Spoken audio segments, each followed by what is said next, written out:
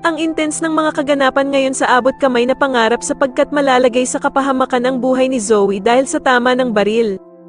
Dito nga ay buong akala ni Don Pepe na si Bala Hadja ang mababaril niya subalit laking gulat nito nang si Zoe pala ang matatamaan niya ng bala. Samantala ay sa wakas nga at nakatakas na ng tuluyan si Don Pepe kila Bala Hadja at Zoe at madadala niya pa nga ang baril na magagamit niyang pangdepensa sa kanyang sarili.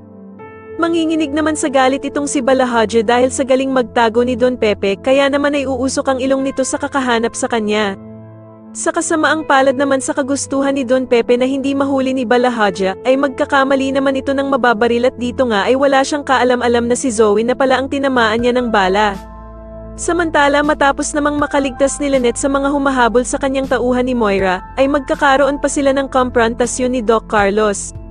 Sasabihin nga ni Lynette sa kanya na matagal na daw palang tinitiktikan ng mga magnanakaw ang bahay ni Doc Carlos kaya naman ay magdududa siya dito.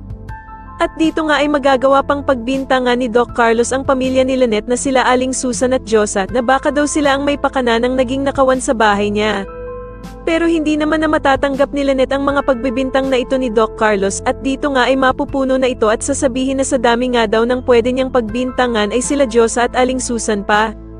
Matutulala naman si Doc Carlos sa sasabihin ni Lynette na imbis nga daw na mga musta siya sa naging pagkidnap sa kanya ay mas inuna pa nitong pagbintangan ang pamilya niya.